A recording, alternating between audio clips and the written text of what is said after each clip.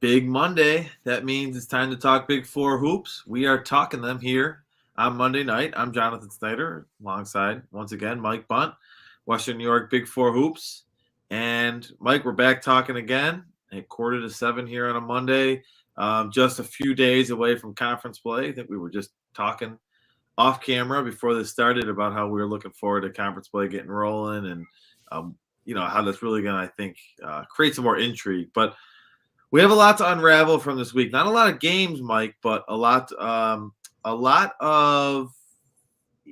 what we expected, but also what we didn't expect. So we're gonna dive right in, Mike. Let's dive into our first topic of the day. Canisius and UB, they go on the road. They play powerhouses. Canisius losing by 30, 97-67 to Canisius. West Virginia beating UB. What? Pardon me? You said Canisius lost to Canisius. Sorry. Canisius lost to Penn State 97-67. I apologize. West Virginia beats UB 96-78. So, Mike, the results that we expected, I don't think either of us thought either team could win. I think we kind of – the 30-point spread, maybe a little bit more than we would have thought, but not totally shocking. The 18-point spread, basically 10 each half, is what West Virginia beat UB by. But what do we make of these performances, Mike? I don't really know what I take from either one. What do you take from them? I take that this UB team actually showed up to play on the road and gave West Virginia a tough contest. This was a very tight game until the final 10 minutes of the second half. UB was trailing 61-60 when they got called for a defensive foul and then a technical foul in response to the call. In West Virginia just took total control of the game from there, running away late. But until that point, the first 30 minutes, West Virginia UB was an even contest. The fouls in this game were 27-13. UB had 27 fouls, so plus 14 foul advantage. I thought a very questionable whistle by the officiating crew overall. You don't want to complain about officials. You don't want to say they're the reason why the game went a certain way, because when you're a MAC team going on the road at a Big 12 arena, you do expect that to be the case. But there was multiple instances where I thought it was questionable. UB was dealing with a lot of foul trouble early in this game with their guards. You had John Smith with 5 fouls, Foster with 4, Isaac Jack 5, Zid Powell 4, Isaiah Adams, Curtis Jones, both 3. It's one thing if you have 27 fouls, but how does the other team have such a large foul disparity, especially a West Virginia team that is known for the press, known to be in your face? To me, very questionable. The technical foul calls totally changed this game. UB went on a cold funk. So, honestly, I'm pretty encouraged by UB. I didn't know if they were going to be able to stick with West Virginia, and they did. Up-tempo offense, UB shot 48% in a tough environment. You saw Isaiah Adams step up, scoring 20 points, 6 rebounds, 8 of 15 from the field, 4 of 9 from 3. Isaac Jack had a tremendous game for the young forward, 13 points, 5 rebounds. Curtis Jones, 13 points. So overall, excited for how UB came out. Defensively, they struggled. They allowed West Virginia to shoot over 51%. But like I said, for 30 minutes, UB showed that they were every bit the part, and you didn't know what UB team you were going to get. This is a squad that got blown out by Tulane recently. So going into this game, that was my hope. Play competitive, prove that you belong, and I think they did the part. The score was not reflective of how close this game truly was. Yeah, I think you got to be encouraged by the 20 from Isaiah Adams. I think UB fans and probably the coaching staff has been waiting for a game like this from the Central Florida transfer. I mean, I know he had 24 earlier in the year, but prior to that, he hasn't been the type of scorer that I think they would have liked. I mean, he's averaging 10 a game.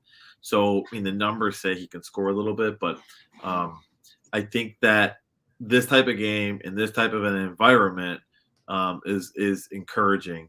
You mentioned Isaac Jack. I am a little bit, Mike, without being overly critical. I'm a little bit concerned overall, though, with the overall as a unit of the guard play, and particularly, Mike, the scoring ability on a consistent basis from these guards. Um, I think what you're seeing, Mike, is one guard kind of change every game, kind of who takes the shots, who's going to be the primary scorer for that night, and what you're seeing is you're seeing one guy go off, and I think you're seeing other guys struggle around it. So you mentioned Jones had 13. So this is probably the first game in a while that you had 20 and 13. But I've definitely been disappointed with the production they've gotten from Armani Foster. He's had a couple decent games, but overall, Mike, I think coming from a high-level Division II school, we expected more. I mean, he scored a total, Mike, of 19 points in his last 4 games. So he's had 4 games in double digits, a season high 16 against Drake, but he's had games of 2, 6, 6, 4, and 3. And the last 4 that I mentioned were in the last 4 games. So I want to see more of a collective unit. I'd like to see all 3 guys score 10 or 12 as opposed to one guy scoring 30. Now, you're going to have the days where you have a hot hand. So I don't know how you feel about that. I mean, I know you mentioned you were, big fan of what Curtis Jones has been doing this year, and I would agree with that. But what do you think about that kind of concept, Mike, about how it seems like when one guy's going off, maybe the other guys get cold, and then it kind of leads into the next game?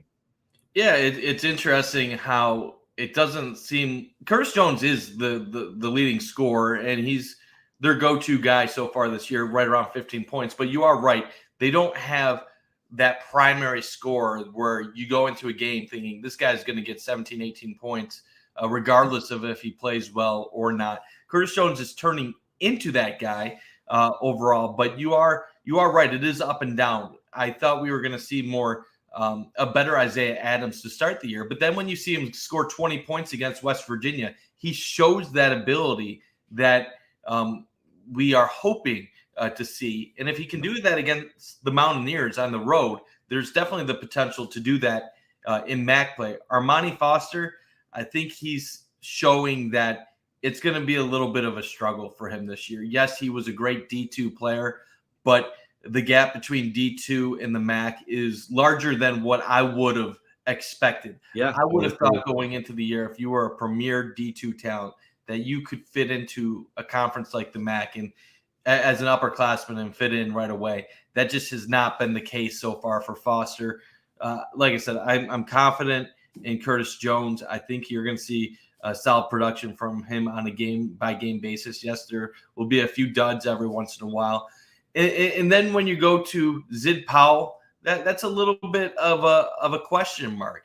A couple games ago, it looked like he was going to be a really solid number 2 scorer.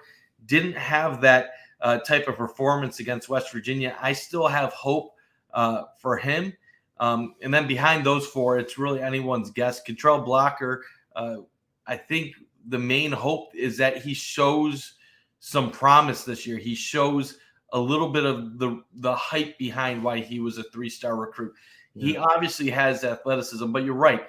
UB has not gotten that consistent production on a game-by-game basis by the guards. It's a similar problem to what Bonaventure has had, consistency from the guards on a game-by-game basis this year. And then when you look at even going forward with UB, what do they have at forward? At least with the guards, UB has some guys that have the potential to have big games.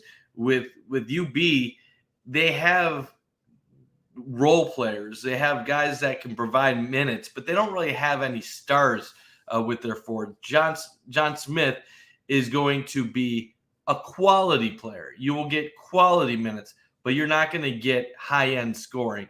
LaQuil Hardnett, you're never going to get high-end scoring.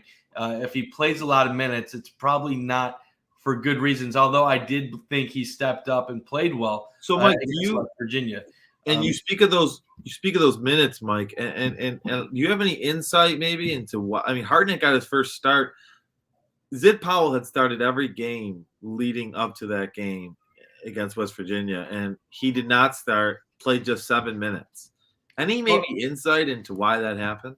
I don't know. I don't have any insider information when it comes to this. It could be the opponent going up against West Virginia. You know that they like to play fast pace. They're very aggressive defensively, and it could be Isaac Jack just also. I'm not talking about Zid Powell, but with Isaac Jack getting the minutes, it could be maybe that UB has some faith in the big man from what they're seeing in practice. What are they seeing outside of these games? And it could be just trying to find the rotation for MAC play.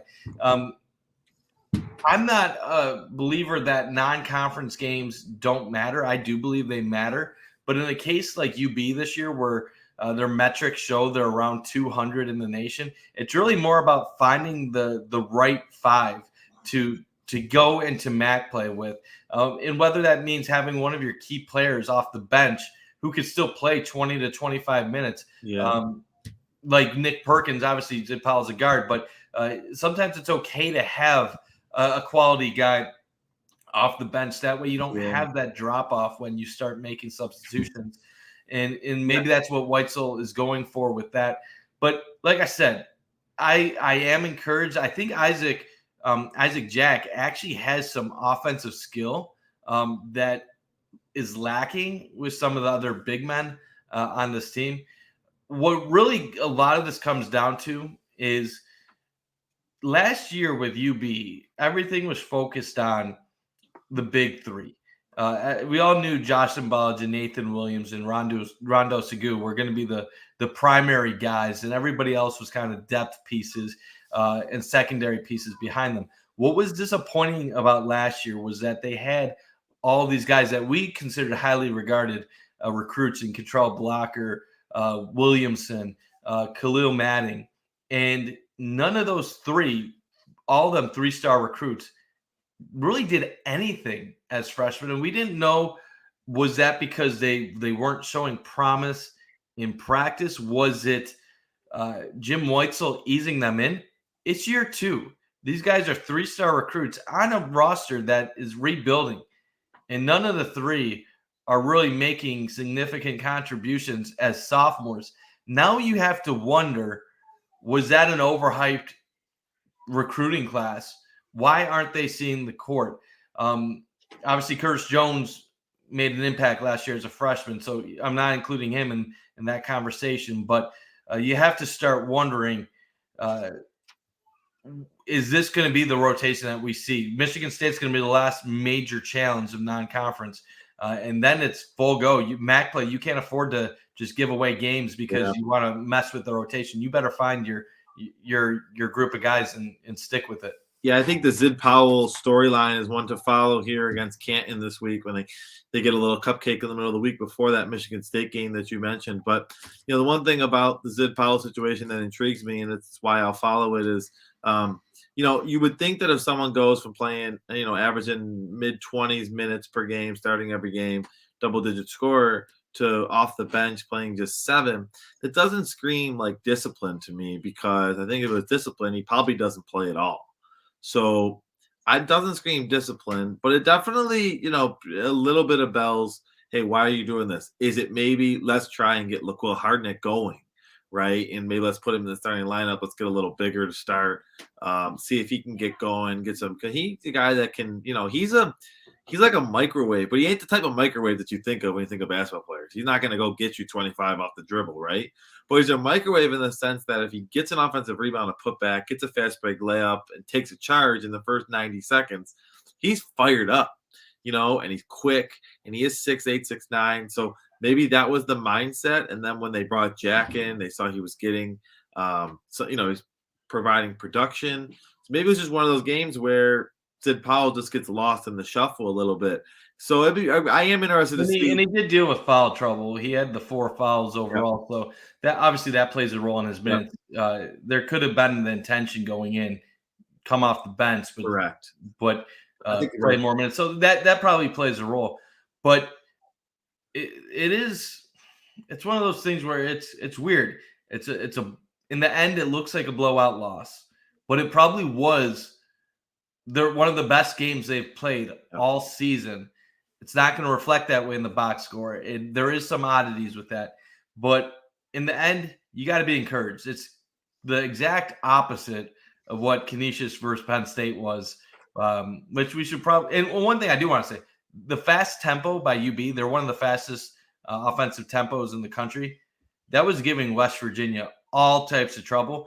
I'm not going to say that it gave me some flashbacks to the Nate Oates days, but it did give me a little bit of that excitement of you're doing this against a Big 12 team. Yeah. You could be some that could provide some danger against MAC opponents if you can find some more consistency with that. Continue to hit your shots. 38.1% from three, 8 of 21 shooting. You have the fast pace plus the ability to hit shots. That could be dangerous. So, encouraging sign. Want to see what they can do against Michigan State. Obviously, not expecting a win, but if they can do that, we'll be encouraged. Yeah, one thing too, Mike, they got from this game was playing in a tough environment, which is what they're going to have to get used to in MAC play. Playing in Morgantown's not easy. So to be able to compete on the road, Big 12, in that type of environment, you're right. That's going to be a nice tune-up for MAC play just here in about a week or two. So let's go into the other power game that was this past week, and that was Canisius going to Penn State, losing 97-67. Mike, I think this doesn't come as a shock. What are your thoughts? So the first 10 minutes, Canisius actually came out of the gate strong. They jumped out to a 9-point lead. It was an exciting start. They were hitting their shots, and they were looking good. But Penn State just complete mismatch for the Golden Griffins. Outside of that, after the poor start for the Nittany Lions, they started just pounding the rock inside. Canisius had no answers for the big men at Penn State. Overall, Penn State was able to basically put in all their bench guys. You look at how many guys they got in the game here. It looks like Looks like all 15, Mike. 15 guys got on the court for Penn State. So that tells you how this game basically went. But once Penn State started getting into their big guys inside, Canisius had no answers. Penn State on the day shot 58% from the field. And then 13 of 22 from three. Once they started exposing Canisius inside, that opened all types of looks from deep. And one of their good guys, Andrew Funk, shot 5 of 6 from deep. A lot of that in the second half. And once it opened up, Canisius really didn't have the guys to keep it close. Like I said, just one of those games where a mismatch. Henderson, 14 points on 5 of 15 shooting. Savesky, 10 points, 3-11.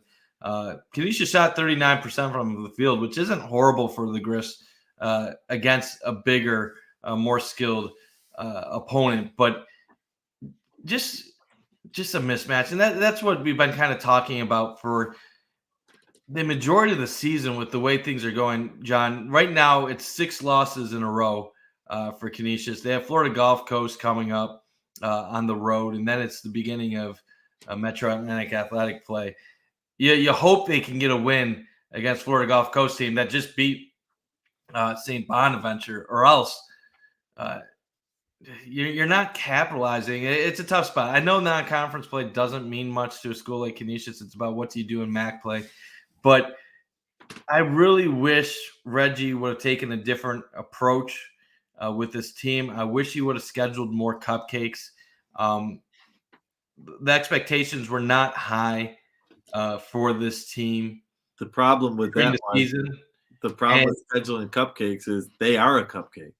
You're right. 100%. And we even saw it with Niagara. They scheduled one of the worst teams in the country in NJIT, and they found a way to lose on Sunday. But here's the thing. You have Fredonia State. That's the one gimme game on the schedule. Canisius obliterates them. Griffs have the upset over St. Bonaventure. They give Toledo a tough game on the road. But a lot of these games are not toss-ups. They're not the games that you have a 50% chance of winning if you have a few things going these way. These are games that Canisius goes into as underdogs where they need to play almost perfect basketball just to be in it. What happens now is you're going into the conference play with no confidence at all. Yep. And at 2-8 overall, if they fall to 2-9, you're talking about a season where you might be a 6-7 win team if things don't go right in Yeah, conference. we talked about that a little last week too, about how losing can be demoralizing at some point, and it can zap your confidence, whether you're playing Cleveland Cavaliers every day or you're playing Cleveland State. It's just it's demoralizing and it kills your confidence, and it just, to me and you, we know that you can go 0-10 in non-conference play and win a conference, and nobody remembers the 10 non-conference games, right? But those kids don't know that, and they want to win every game, and they're just, to put it very bluntly, Mike, they're just not very good. This is not a very good team. They're a team with a couple good, decent players, individually skilled players, but as a collective group, they're not very good, and they're in one of the weaker conferences in America. And I just don't know what to look at right now and say, yeah, Where are the bright spots? It's you don't want to be hard on them when they're no, already you're right. down. But like if we're being blunt, this Canisius team is one of the worst teams in the country. If we're being blunt, right now their Ken Palm is 284. So I'm not going to say they're bottom 30 in the country because they have the ability to play tough against teams like Toledo and St. Bonaventure. But I think they're closer to 300 overall out of the 360 plus teams than they are 200. What you're looking at right now, the Metro Atlantic Athletic Conference, I believe, is the 20th KenPom conference. The Mid American Conference is, I think, 19th. So really, talent wise, they're not too far apart. It's a down year overall for the Mid American Conference outside of Kent State and maybe Toledo, but that is the one upside. Canisius will have winnable conference games, and I do think they can play competitively against most of the teams in their conference outside of Iona. I don't expect, like, you go through the rest of the teams in the conference, like, I don't expect Canisius to get blown out against teams like Niagara, Fairfield, St. Peter's, Mount St. Mary's, Marist, so forth and so forth. Like, those are definitely going to be games that they can win. But you look at Canisius, where is the upside in this team right now? You go in the metrics and you look at KenPom, almost everything is in the red. Normally you look at different categories and there's something that stands out, like, okay, this team is struggling, but this is something to lean on if they can find it. Just to talk about some of the areas that they're really struggling, their adjusted efficiency on offense is 299th in the country. Adjusted efficiency defensively, 260th in the country. Their effective field goal percentage is 322 out of 300, I think, 63 teams on offense. They're 338th in defense. There's only 25 teams worse than them defensively in the country right now. Turnover percentage, they're in the 220s on offense and defense. The lone bright spot for them this year has been their offensive rebound percentage on offense, which is in the top 100, but they are under 200 in 3-point percentage, 217th in the nation 3-point percentage, despite being a team that gets 36.5% of their points from three. So they're a team that gets a lot of their scoring from three, but they shoot a horrible percentage from it. The 2-point percentage, 342nd in the nation. Their block percentage offensively, bottom. Their steal percentage is 322nd. Their steal percentage defensively, 347th. Their 3-point defense is 360th in the country. There's only about less than a handful of teams lower than them in the entire country. The 2-point percentage defensively, 283rd. Yeah. Basically, what I'm saying is this team good. Isn't just like bad. Like, their metrics say that their results, the fact that they were able to beat St. Bonaventure, the fact that they were able to stay close to Toledo, they might be even worse than what their record shows. Now, the good news is when you play in the Metro Atlantic Athletic Conference, there's going to be a lot of other teams with the similar metrics. But we're not going to get into the Reggie talk, what's the future at Canisius. But this is a program that people have been frustrated with the 13, 14, 15 win seasons in recent years, as from a drop off from when they were winning around 20 games in the beginning with Reggie, and then at the end of Jim Barron. This is a program that's playing closer to 5-win, 6-win Tom Parada basketball right now than they are 10, 11, 12. Ken Pom says that they can win 10, 11 games overall, and that they're projected to win 7 conference games.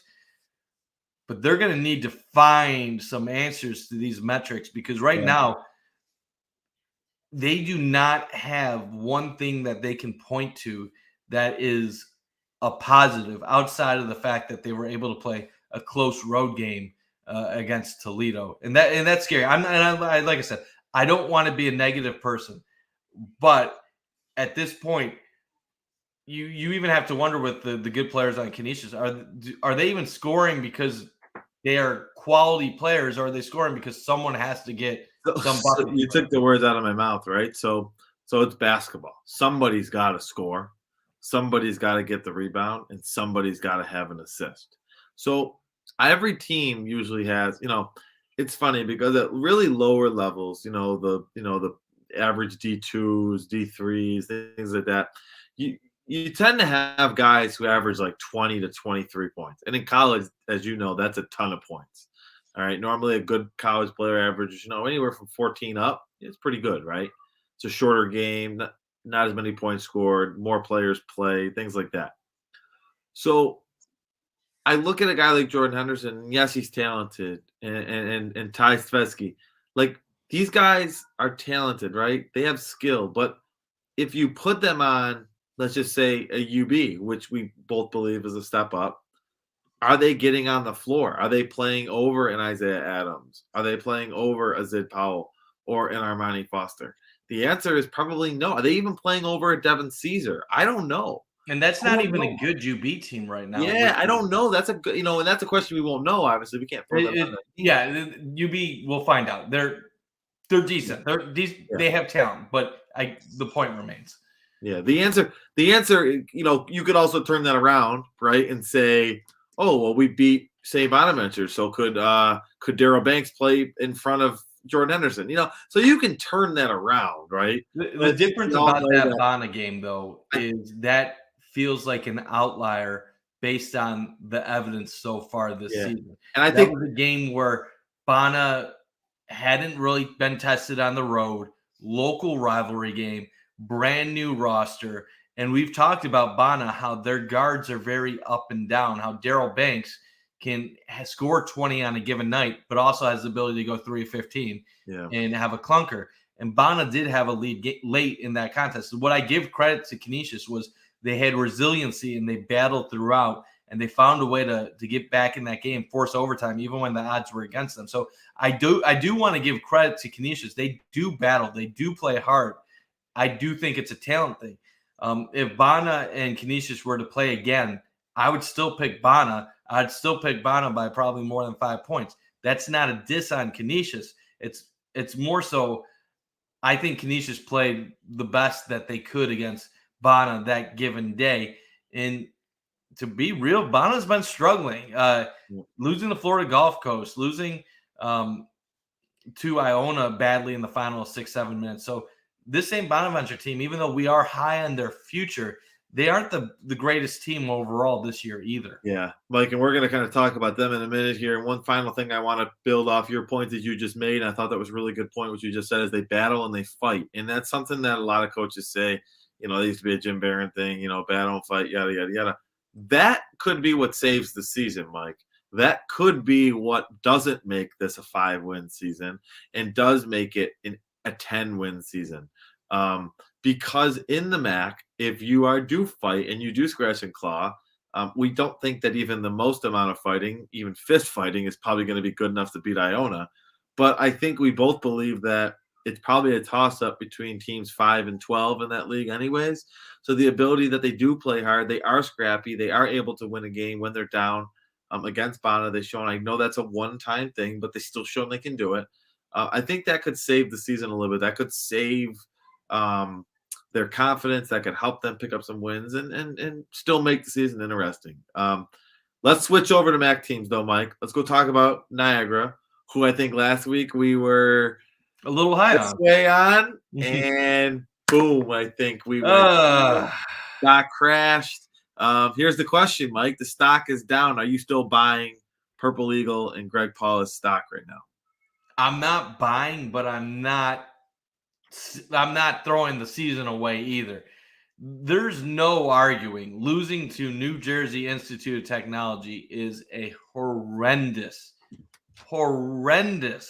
loss, even with Sam Iorio out, which does make a huge difference for Niagara. Him being out of the game did change the way the Purple Eagles looked.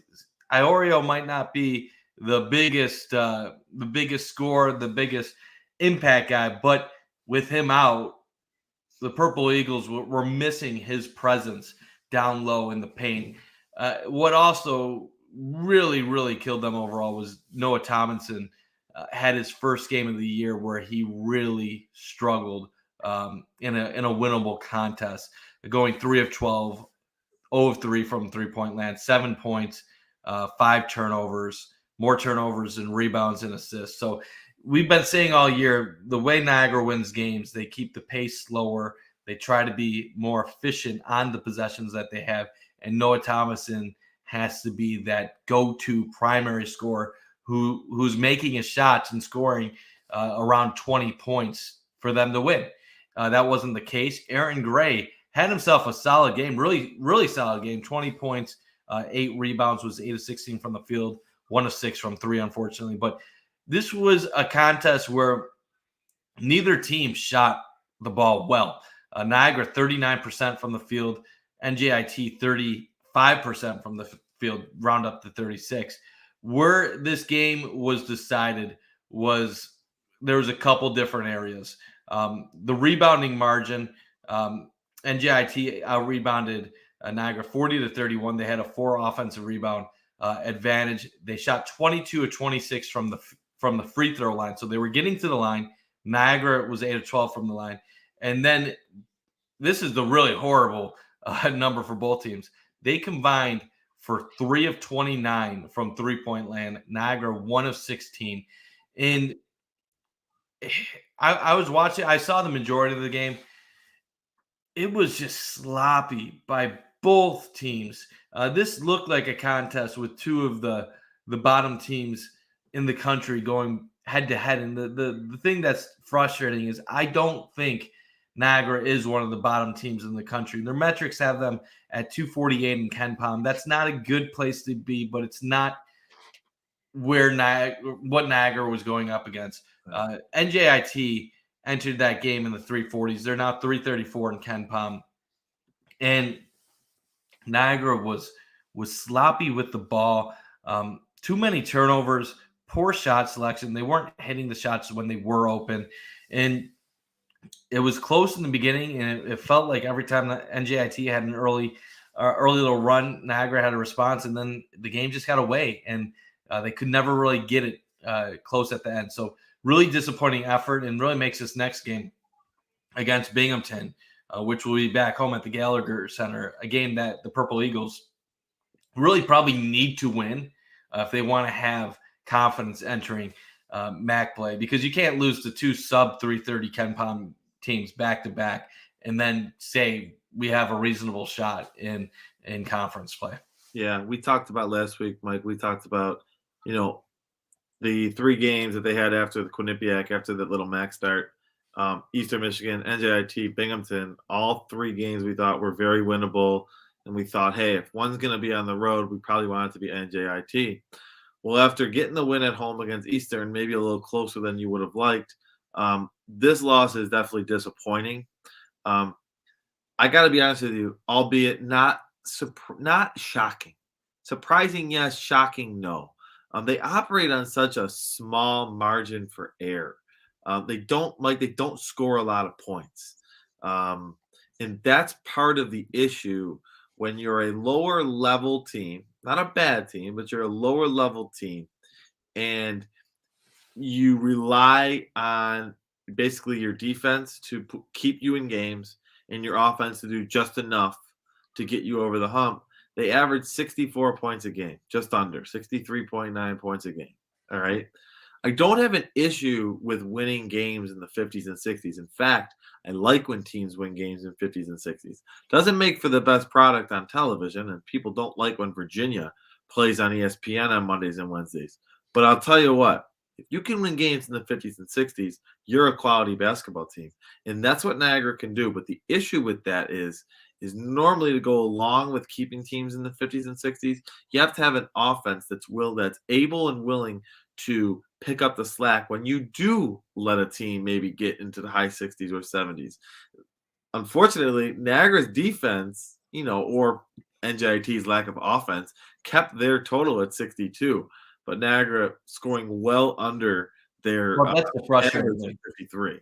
That's the frustrating thing about Yeah. this game is that Niagara's defense did play. They Yeah. did play well. They held NJIT to 62 points. They held them to 19 of 53 from the field, 2 of 13 from the three-point line, but they sent them to the line far too often.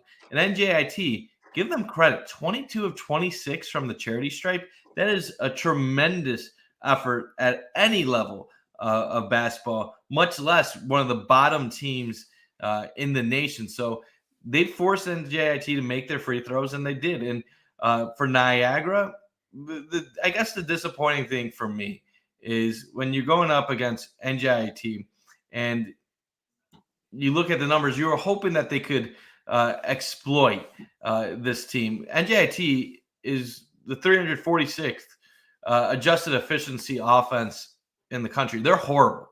Like, they're horrible offensively. So Niagara did shut them down. Free throw, this is the real shocker. NJIT is 292nd in the nation in free throw shooting. they shoot 66.8% from They the line, and that is after after this 22 of 26 performance. So maybe Niagara thought, yeah, we can send them to the line. They're going to miss these shots, and maybe they just felt comfortable because it looked like open gym. There was nobody in the stands. I counted the people at one point. I don't know if there's more than 50 people watching that game. If you had the people watching on the web stream, we might get to 100, 150 people. That was empty. That gym had no one there. But you look at NJIT, like their effective field goal percentage is under 300. Their offensive rebound percentage 331. So how, if you're Niagara, do you let them get 12 offensive rebounds? We saw the shooting percentages. They're a horrible shooting percentage team. But really, what bothered me was that the fact that NJIT, they're not the worst defensive team, but they're not good. They're still 272nd in adjusted efficiency, but they're 140th in effective field goal percentage. So that gave Niagara a lot of issues. And like you said, when you're a team that's really dependent on two players to score, you can't afford for one of them to have a really off night. And yes, Aaron Gray stepped up and did his best to give Niagara a chance. But in the end, they need Noah Tomlinson to be on almost a nightly basis. And that's an unfair level of expectation, especially when you're in a lower level conference at a sub 200 Ken Pound team to say to a player like Noah Tomlinson, you have to score 20 every night. But it almost feels like they can get away with a game where maybe he scores 15 and some other guys contribute and shoot a solid field goal percentage. But if he's going to be at the numbers he was, where he has 7 points on 3 of 12 shooting, Niagara needs the rest of the team to make up for it. Yeah. And that didn't happen on Sunday. Two numbers I want to close out this Niagara discussion on. They get out rebounded by 9. That's a killer. Talked about Sam Iorio being out. I'm sure that didn't help. You get out rebounded by 9 on the road. It's going to be tough to win against anybody. And number 2, Mike, we talked a lot about what Niagara did defensively against NJIT or what the NJIT did not do. One thing offensively that I'd like to see Niagara improve on is their fast break points. When you're not a great offensive team, it's normally because you're not great in the half court. How you fix that is you got to get out and run. So you hold them to a low percentage, right? But you got to be able to get that ball off the rim and go. And I think Niagara needs to utilize that a little bit. And I think if they do, only 2 fast break points in this game. They did have 36 points in the paint, which was good to see, but only 36 out of 53. So you only score 53 points. It really doesn't matter where they come from. You got to score more. And I think fast break will help them get more. Yeah, they win that game. I think if Sam Iorio plays, Yeah. I think he makes it. He would make a difference down low for them and take some of the pressure off Thomason. Not saying, like I said, he's not a big time scorer, but he does enough to change things up. And Niagara is not deep enough to where they can be missing one of their top three players Yeah. and really play at the same level. Agree. Also, early in the game, there was some lapses in fast break defense where Niagara was letting NJIT get some easy transition points, which kind of gave them some momentum midway through the first half. So definitely some things to work on. Not the end of the world. Definitely a disappointing loss anytime you lose to a bottom team in the D1 ranks. But get a win against Binghamton, get back on track, and overall, I think we'll be okay on Niagara. Ken Pom still has them as a 15-14 team overall winning record, and then 10-10 in conference play. So that would still exceed what the preseason expectations were for this team. So I'm not going to kill them, but if they lose to Binghamton, definitely cause for concern going forward. Yeah. So maybe we'll transition there, cause for concern. Bona's offense, Mike, did not look great at home against Florida Gulf Coast. Florida Gulf Coast comes from Fort Myers, Florida, takes the plane ride up, gets a dub in Olean, flies back home. I think Canisius back in the sunny area, state of Florida. But Mike, I was discouraged with Bona's offense. And I'll start by saying that the key point that I noticed, Mark Schmidt's offense has always been a little bit, it hasn't been easy to get shots out of. And what I mean by that is it relies a lot on guys doing hit shots late in the shot clock, oftentimes contested. That's what this offense did. But unfortunately, Mike, there is no more Kyle Lofton. There is no more Dominic Welch. There is no more Jaron Holmes. There is no more Jalen Attaway. And there is no more Asuna Suni to clean that stuff up and make up for that mess. This offense is running the same way it did last year, just with guys that are not as good. Mm-hmm. And I mean that respectfully because Bona still has some players, but they're not at the level of that high-level elite shot-making ability. And I just think that the offense right now looks way too forced. It looks way too forced. It looks way too challenging. And you're oftentimes taking shots way too late. And when they are taking shots early, they're heat checks. I mean, late in that game, Mike, your guy, Jan Farrell, he knocks down a big three from the right wing. Big three. Okay, gets him back to within, I think it was 4 at the time, maybe 5, but it felt like a lot closer than that. They come down. They allow a fast break bucket right away. So FGCU answers. Well, they come right down. Farrell launches a 3 immediately in the shot clock, hits nothing. Bona gets a stop. Farrell launches another one. I think right then and there is an example of he can make that shot, but go get something else. It's good to see one go through, but Mike, I'll kind of let you kind of build on that. But what did you see in that game that leaves you feeling one way or the other as A10 plays, around the corner? I'm concerned. I like the future potential of the guys on this squad. I don't think it's shaping up for a good year. Before the year, we were saying 18, 19 wins because we had some of that confidence that these young guys were going to mold together conference play. It was going to get better. And that could still be the case. I've learned not to doubt St. Bonaventure ever since I doubted Osun and Cal Lofton and Dominic Welch their freshman year, and they ended up turning everything around and going all the way to the A10 championship game. But I do have my worries. The metrics kind of point out in agreement to what you were saying. Defensively, they're top 100 in adjusted efficiency. Offensively, they're 214th.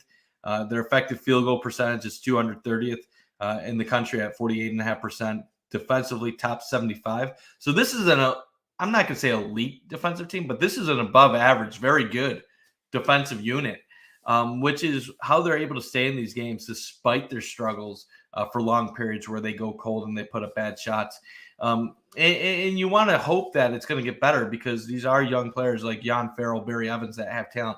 But I'm going to give you a stat that's really going to be kind of shocking. When you look at the box score from their game against Florida Gulf Coast, and I know Jan Farrell's more of a wing than anything else, but if you count him as a forward, the Bonnie's forwards combined to shoot 7 of 28 from the field against Florida Gulf Coast. That's 25%.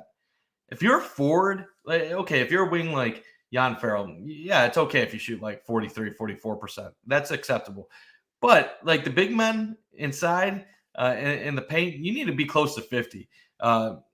In when you have Chad Venning 5 of 13, Barry Evans 1 of 4, Maluk 0 of 3, they just can't generate anything easy.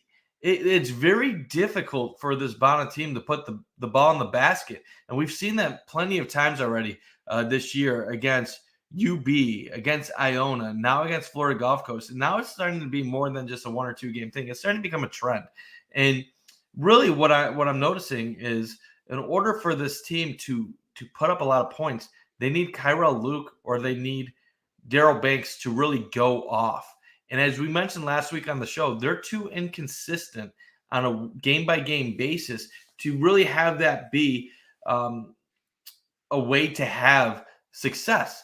Yes, Daryl Banks can go for 20 any night, but he's also capable of going 5 of 15 for 10 points and really hurt your field goal percentage.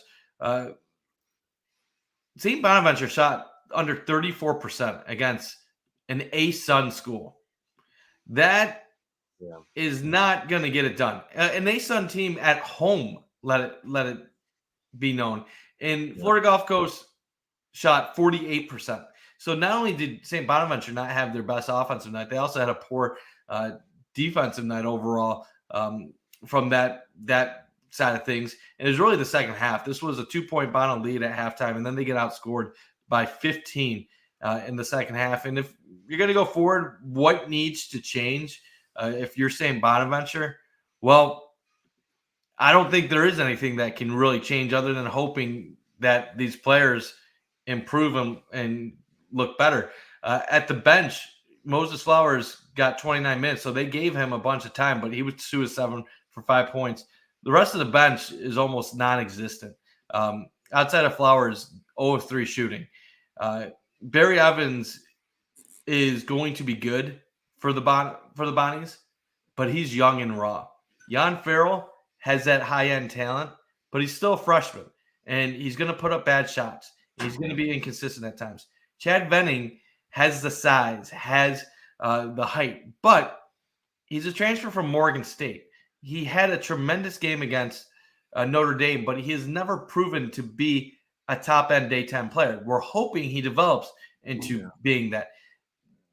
This season was really put on Daryl Banks to be a primary star, the guy that the guys that we've seen at St. Bonaventure, the guards that have been stars like Jalen Adams, like a Kyle Lofton. Give him the ball, let him score, let him do his thing. And he is not the talent that I would trust to run my offense that way. And Kyrell Luke has ability too, and you'll hear good things about him from the Bonnie's coaches. And he was obviously good enough to be one of the award teams at Holy Cross.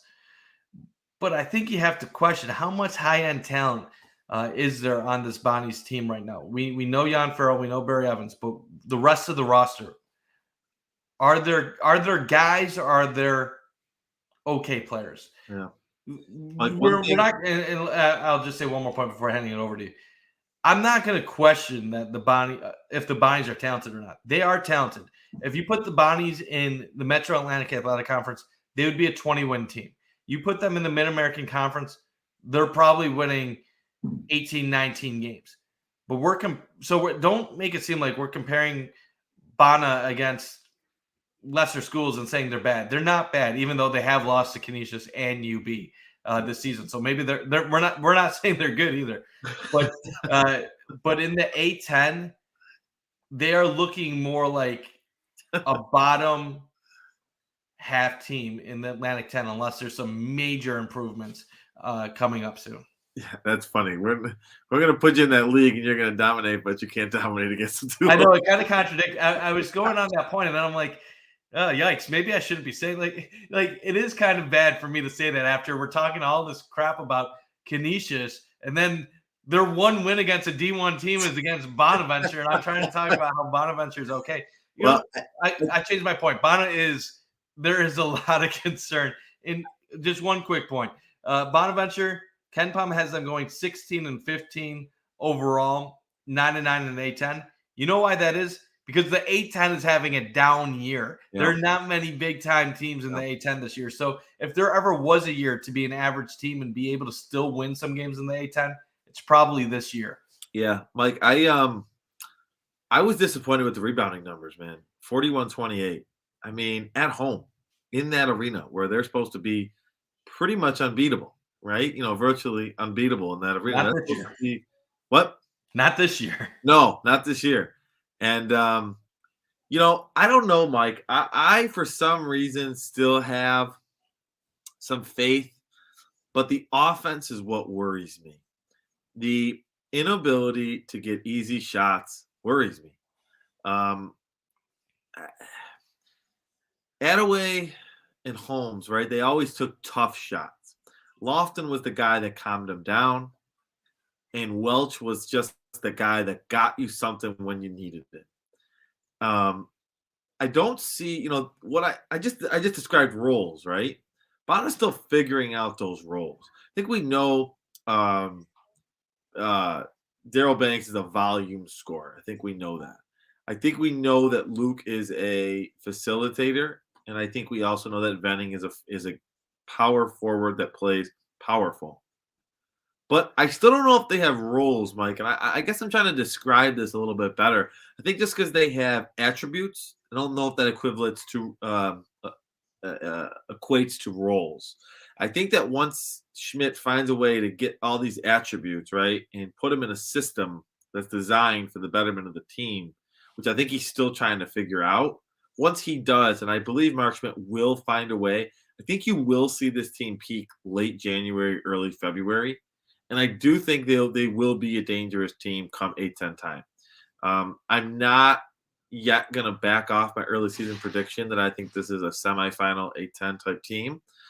But I definitely think that the roles need to be established fairly soon. And I think they have 2 more non-conferences. I think after that, you need to start seeing more of a defined game plan, right? You got to get on the boards, right? That was one thing Welch was good at, Mike. Welch got to the glass. He got to the boards. Attaway was a fantastic rebounder for a guard, okay? Hey, John, let's talk about this because I told you about how I doubted this Bonnet team in the past, and I was proven wrong. 2018, year one of the Soon, Kyle Lofton, Dominic Welch. That Bonnet team, they started the year 4-10. How we forget about the struggles that team had. They were struggling. They were 165 in KenPom. Right now, they're actually higher than that. They're I believe in the high 130s, low 140s. They had a couple wins, but when things were sitting bad, they were 6-12, 9-14, and then you know what happened? They just started beating all the lesser teams in the A10. They had a stretch where they won 6 in a row, and they won 9 out of 11 games. They go into the A10 tournament. They take down George Mason. They take down Rhode Island, and they had a lead late against St. Louis with the chance to win it, nearly going to the NCAA tournament. They end up the year 18-16. But so, and you look at the A10 this year, there's really no huge teams that really intimidate me. I mean, if you're gonna just look at the conference overall, St. Louis is good, Dayton is good, but outside of that, Richmond is solid, VCU is okay. There's a lot of those teams that are KenPom 98 to KenPom 158. So it is possible. Bonnet can be in that top half still. But in order for them to be in that top half, they're going to need that development. They're going to need the growth. Now, Mark Schmidt has that track record. He normally finds it, and he normally gets this team to be playing their best basketball at the end of January. So I think that's why it's mid-December now, though. So we're a month away from that point. Yeah, I think that's why I have so much more leeway. And people that watch might say, well, you're so quick to jump on UB and so quick to jump on Canisius. I'm so quick to not jump on Bana because of what Mark Past precedent. Schmidt's Yeah. history tells us. Mark Schmidt has been given maybe a little bit of a pass. Not given, he's earned a pass. He's earned the benefit of the doubt as it relates to the patience needed and expected to build conference contenders. I am going to give him more time. I don't think 11 games is enough for me to say this new squad's got it or this new squad doesn't. I'm interested to see these last two conference games. I think going into conference play 8-5 is a whole lot different. Or I'm sorry, it'd be 8-5 or 7-5. But going into conference play 2 or 3 games over 500 is a much bigger deal than going in at 500 or 1 game above. It just gives you a little bit extra confidence. It makes 20 wins seem that much more obtainable. We know in college athletics that 20 wins, college basketball, that 20 wins is, the standard for a really, really quality season. So Banks is going to be that scorer. It's really going to come down to, can Farrell give them more than just potential, right? Can he become that guy earlier? Can Cairo Luke be a big-time facilitator? And can Chad Venning show what he showed a couple weeks ago on a consistent basis? I trust Mark Schmidt that he'll find a way to get that done. I'm rooting for Mark Schmidt. I'm a Mark Schmidt guy. I like him. I think he's a good dude. Let's just see how it goes, Mike. Yeah, the one thing that I give, obviously this is all hindsight. We didn't know in 2018 it was going to play out the way it did. The one thing about that team, you could tell middle of the season on that, even though they were losing, that Kyle Lofton had talent, that Osunniyi was going to be a good player. And really late in the season, that's when they took off. And I remember during that A10 tournament thinking, okay, Osun might be an NBA player one day. And I was a little bit over hyping him at that moment, but he showed why he was one of the special players in Bana history. Kyle Lofton had a calming presence to him. He didn't need to put up a million shots. He was able to facilitate as well. The thing I'm a little bit worried about this team compared to that team is I don't know if the high-end ability is on this squad. I think Jan Farrell is the one person that I look at and I'm like, this guy could be a star. I don't think Chad Venning is ever going to be a superstar, but I think he could be a solid, consistent contributor. I think Cairo Luke could be a good, solid player in the A10. I don't think he's going to be a star in the A10, but I think he could be a good, consistent player. So I think that's part of maybe why I'm a little bit more wait and see overall with this Bonnie squad. But like you said, Mark Schmidt deserves the patience because he's done this over and over and over again. He has a recipe for success. He's a great coach. He knows how to read his players. He knows how to manage a game. So I do trust that whether if this is a 3rd, 4th place team or 7th, 8th, 9th, 10th place team, that they're going to be playing their best basketball at the end of the year. And then just my final thing to wrap up, I do think Bana is going to go forward the right way. My only question I really have with Mark Schmidt was if he had it over again, would he have attacked the transfer portal with the same strategy? Was the transfer portal strategy to get players that contributed at smaller levels his chosen philosophy to get guys with experience that have already played D1 minutes, knowing that he was going to have a brand new roster? Or was that the result of not knowing until later in the recruiting period that he was going to be losing all 5 of his starters, and by that point having a lot of his available options already taken away? Because I would have thought Bonaventure, coming off of an NIT Final Four, should have been able to attract a transfer or two from Power 5 programs that could have made bigger immediate impacts than what we're seeing. Daryl Banks was considered a good get. Cairo Luke considered a decent get. But was there a 4-star recruit from a school like Purdue or Arizona State or some other school where they're averaging 6 points a game as a freshman. They want to be the star out there. Was there guys like that he could have went after and instead chose safer options? Yeah. I don't know. I really don't know the answer to that. And that's thinking out loud. Exactly. And that's a preference thing too, I think. I think you hit the nail on the head. You think he wanted to go a certain route. Hindsight, would he have maybe mixed in a little bit? I don't know. But, I don't know if there was those options out there for him. Olean is still not a destination spot. I still believe it is incredibly tough to recruit. With that being said, there's a lot of schools, Mike, in this country that are not in destination spots. Jan Farrell's a top 150 recruit. So, yeah. So, overall, Mike, I think we're on the same page as it relates to Bana. I think that we have our patience is still there with them. Our expectations maybe are still there, maybe dipped a little bit, but I think they're still very high relative to where we started the season. I think it'll just be how they mesh. But, Mike, we got 2 more episodes before the end of the year. We'll be back next. I'm sorry, 1 more episode before the end of the year, which will be next Monday, the 26th. That's, Mike, we're going to do a full conference preview for that one. We're going to really dive into the first week of conference play, which really second week for the Metro, but really first week as it relates to the majority and bulk of this conference schedule. So these teams will wrap up their conference slate or the non-conference slate this week, really head into conference play, Mike, and we'll dive into there. So I look forward to talking there. I hope you continue to get warm from that Bills game that you were at on Saturday. Sure, you're still body temperature still warming up a little bit. Right and now, one last thing for update. Siena currently leading Bana 38-31 at halftime in Albany. So Bonnie's in a tight one right now. They're going to need some. They're actually shooting at 52%. Problem is they're letting Siena to shoot 50% as well. So so we'll keep an eye on that second half action of Bonaventure coming up here after. Tune in here next week. We're back talking Big Four hoops. Conference plays rolling around. It's the best time of the year to be a college basketball fan. It's the best time of year to tune in to Talking Big Four Hoops here. That's Mike Bunt. I'm Jonathan Snyder. We want to thank everyone again for tuning in. Take some time out of your Monday to listen to some Big Four Hoops talk.